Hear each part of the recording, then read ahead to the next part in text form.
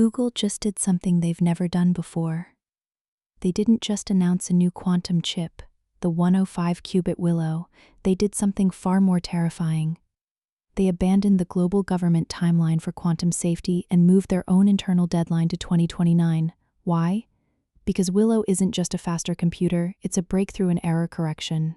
In a single 5-minute run, it performed a calculation that would take today's fastest supercomputer 10 septillion years. For years, the experts told you not to worry. They said quantum computers were decades away. They were wrong. Google just signaled that the quantum apocalypse, the day our current encryption becomes useless, is arriving 6 years early. If you're holding Bitcoin, you're standing on a digital fault line. And the solution isn't as simple as a software update. It's a race against time that requires you to take action or watch your wallet be drained to zero. Welcome to the 2029 Great Filter. To understand why this is a nightmare, you have to understand how Bitcoin actually works. Your public address is derived from your private key using something called ECDSA, elliptic curve digital signature algorithm. Current computers can't reverse that math. A quantum computer using Shor's algorithm can. Here's the problem: the don't worry crowd ignores. Action is required.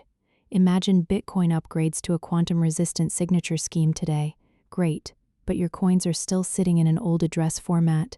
To secure them, you, the user, must manually sign a transaction to move them to a new safe address.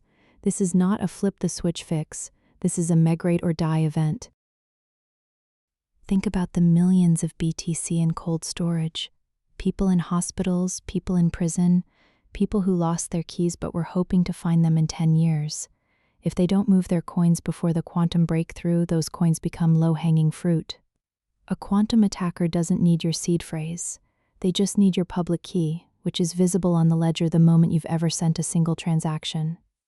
They derive your private key in seconds, drain your wallet, and dump your life savings onto the market. This leads us to the most controversial figure in crypto history, Satoshi Nakamoto. Satoshi holds roughly 1.1 million BTC. Those coins haven't moved in 17 years. Satoshi is likely gone. Those keys are likely lost. If a quantum computer cracks those wallets, 1.1 million Bitcoin hits the market at once. That is a $100 billion sell order that would instantly vaporize the liquidity of every exchange on Earth.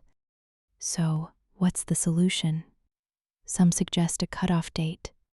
A hard fork where, after a certain year, any coins that haven't moved are frozen or burnt. Sounds logical, right? But in the world of Bitcoin, this is heresy. Bitcoin's entire value proposition is immutability. No one can touch your money. If developers implement code that freezes dormant addresses, they are effectively playing God. The pro-fork camp says, we have to freeze Satoshi's coins to save the network from $1 billion dump. The purist camp says, if you can freeze Satoshi's coins, you can freeze my coins. If Bitcoin isn't immutable, it's just a slow database owned by a few developers. This will be the messiest, most politically toxic civil war in tech history. It makes the 2017 block size war look like a playground spat. If the community can't agree on a date, the chain splits. We get Bitcoin Quantum and Bitcoin Legacy. One has value but is insecure. The other is secure but loses its digital gold status because it broke its promise of immutability. And while the developers argue, the quantum clock keeps ticking. If a hard fork is too politically toxic, there is a second option currently being debated in the 2026 developer circles. It's called a soft fork, specifically BIP-360. Instead of forcing a split, developers can create what's essentially a quantum tunnel. They introduce a new address format, BC1Z, which uses a scheme called P2MR, pay-to-Merkle root. Here's the genius of it: current Bitcoin addresses, especially Taproot, expose your public key to the world the moment you try to spend. To a machine like Google's Willow, that public key is a roadmap to your private key. BIP-360 fixes this by hiding your public key behind a Merkle root. Even a quantum computer can't break what it can't see. By moving your coins to a BC1Z address, you essentially pull them into a reinforced bunker that Willow's 105-qubit power can't penetrate. But, and this is the part the no big deal crowd misses, the tunnel isn't automatic. To use it, you must sign a transaction. You have to move your coins from the old, vulnerable legacy or SegWit addresses into the new quantum-ready ones. This is why the 2029 deadline is so critical. If you wait until after the first quantum exploit, the attacker will have already calculated your keys from the public ledger. The tunnel only works if you get inside before the storm hits. If Bitcoin is at risk, does the whole industry die? Not necessarily. Some blockchains were built with this filter in mind. To survive, a chain needs two things: post-quantum cryptography, PQC, and agile governance.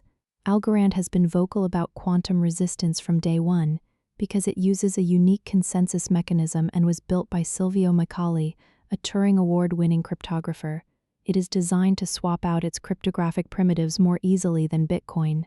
Then there are pure plays like QRL, quantum-resistant ledger.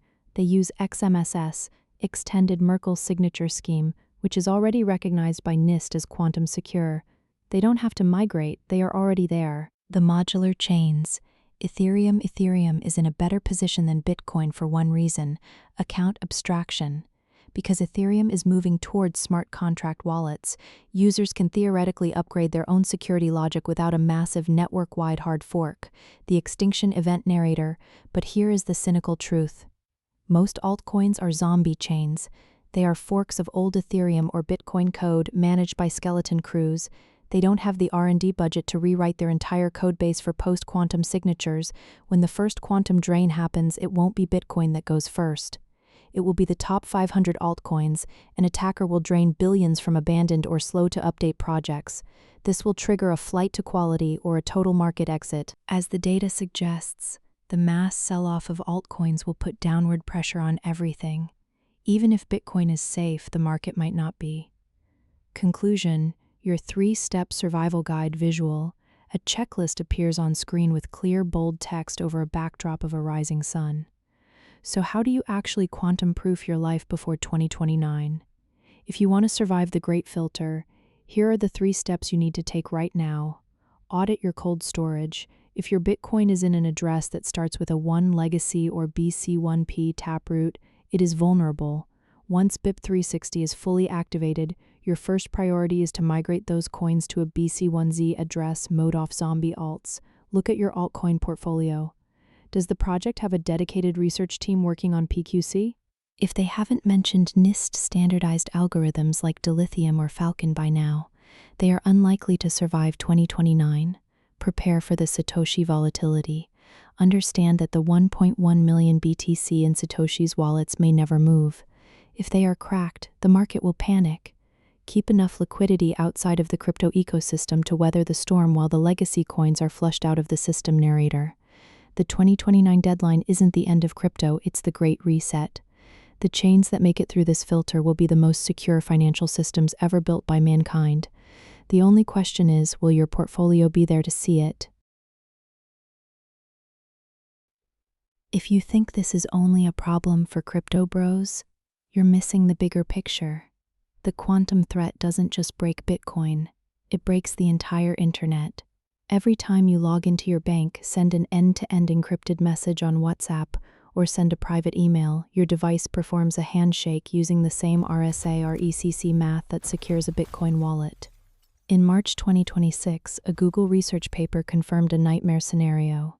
Attackers from nation-states to sophisticated cartels have been practicing Harvest Now, Decrypt Later. They are intercepting and storing your encrypted emails, your bank transfers, and your private medical records today. They can't read them yet. They are just waiting for the Willow chip to scale. By 2029, those archived files won't be secret anymore. They will be opened like a time capsule, revealing every secret you've sent over the internet for the last decade. Banks can force upgrade their servers, governments can patch their systems. But your old data, the stuff already sitting on an attacker's hard drive, is a quantum time bomb.